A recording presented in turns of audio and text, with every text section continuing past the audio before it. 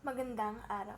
Ako po si Rhea May Kambarihan, nagtatalumpati patungkol sa kung ikaw ay magiging pulis, anong batas ang gusto mong ipangaral o ipang-edukar sa mga mamayan. Ang pamagat ng aking talumpati ay basura sa maling lugar, isang banta sa kapakanan. Napapansin mo din ba ang mga kalat na nakakalat sa gilid ng kalsada? Hindi ka ba nababahala sa magiging epekto nito sa ating kalikasan at sa ating kalusugan?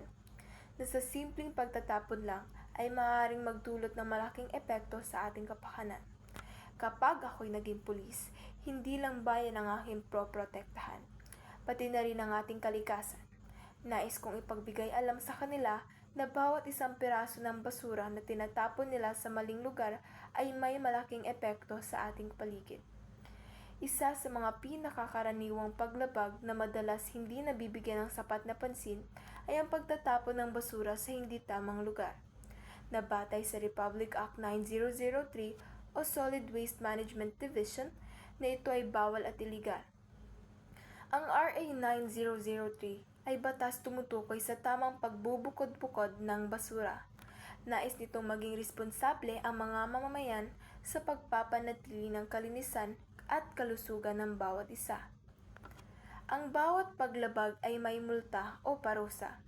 Maaaring pagbayarin ng mula 300 hanggang 3,000, pagkabilanggo mula 15 araw hanggang 6 na buwan, o kaya naman ay serbisyong pangkomunidad mula 1 hanggang 15 araw. Karamihan sa atin ay nagiging pabaya na sa simpleng gawaing ito. Nakakalimutan na natin na ang basura ay hindi simpleng kalat lang.